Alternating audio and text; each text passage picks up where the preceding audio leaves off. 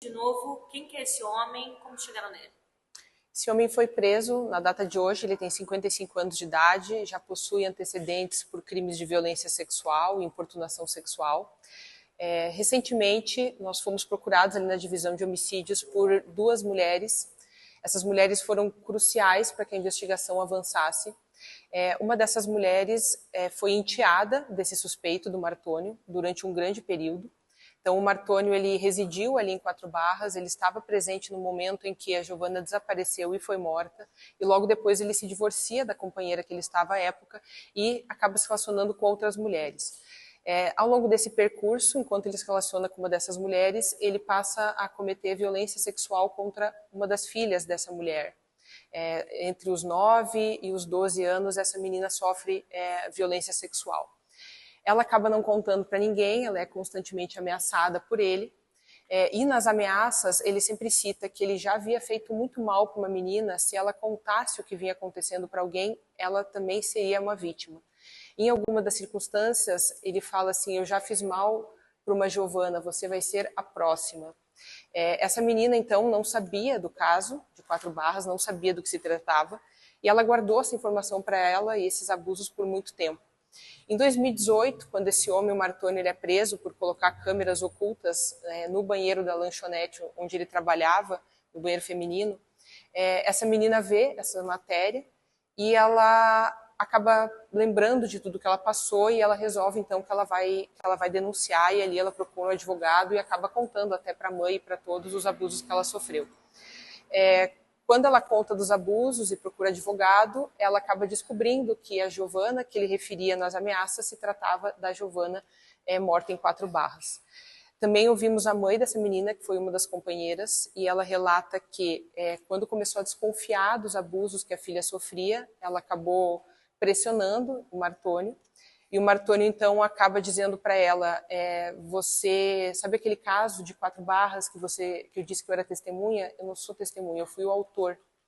E naquela época ninguém me prendeu e ninguém vai conseguir me prender, não adianta vocês falarem, porque se naquela época não aconteceu nada, ninguém vai acreditar em vocês e ninguém está aí por vocês, vocês não têm auxílio de ninguém. Então essas mulheres acabam fugindo dele, ficando muitos anos reclusas. Depois ele tem outros relacionamentos, e nos outros relacionamentos também há relatos de que ele manipulava essas mulheres e abusou dos filhos dessas mulheres. Então, com essas informações que vêm aos autos dessas duas mulheres que resolveram romper o silêncio, isso é enviado ao Poder Judiciário, o inquérito é desarquivado e nós passamos a analisar outras provas.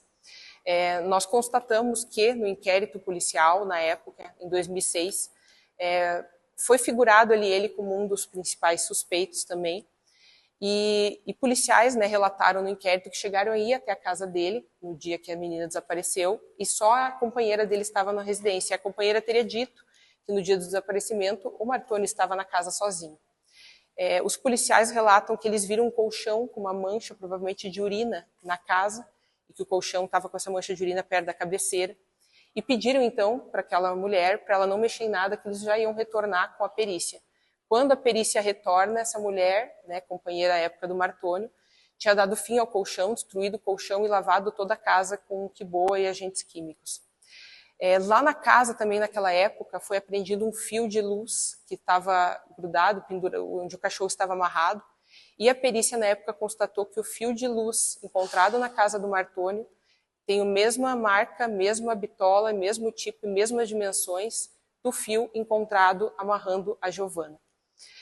Paralelo a isso também, nós continuamos com as investigações, conseguimos conversar com outras ex-companheiras do Martônio nesse período de 20 anos, e algumas delas relataram que a companheira dele na época chegou a telefonar para elas, quando elas iniciaram o relacionamento, dizendo que você sabe com quem você está, você sabe o que ele fez, porque ele me fez esconder provas, destruir um colchão, ele me fez lavar toda a casa e eu acho que foi ele quem matou a Giovana. Então temos mais de um relato de algumas namoradas que ele teve depois que receberam essa ligação da companheira dele na época.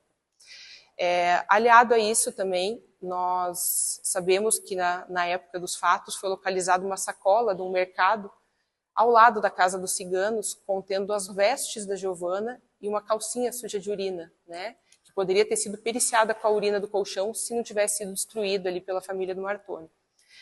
Essa sacola de mercado era de um determinado mercado, que ficava a cerca de 7 quilômetros ali do local dos fatos. Mas, compulsando os autos, nós vimos que o ex-marido da companheira da época do Martônio morava próximo ao mercado.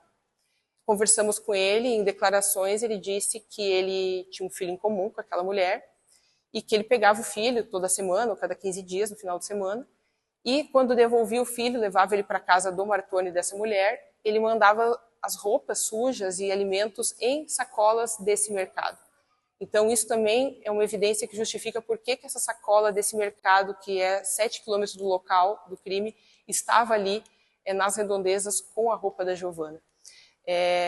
E nos relatos, né, do Martônio para uma dessas mulheres, ele diz, né, ele relata como aconteceu o crime e condiz exatamente com o que nós vimos na perícia. Ele relata que na data dos fatos, a Giovanna estava vendendo rifas e ele falou para ela que ele não tinha dinheiro ali fora, só tinha dentro de casa e que ela para ela entrar na casa dele que ele ia pegar o dinheiro. Ele relata para essa ex-companheira que assim que ela entrou, ele passou a sufocar e desmaiar ela e daí cometeu a violência sexual. Ele diz também que após, né, esse fato, ele percebeu o que ele tinha feito, percebeu que a menina iria reconhecê-lo, então ele deu um jeito de ocultar o corpo, jogando o corpo numa outra área e colocando as roupas dela em outra região para incriminar terceiros. Então esse é o relato que essa mulher faz, que ouviu dele e que bate com o que a perícia na época constatou. Doutora, em relação ali à época, só para a gente entender, qual foi o desdobramento em relação a ele, já que ele foi apontado como um dos suspeitos, e qual que era a ligação dele, ele entrou como testemunha?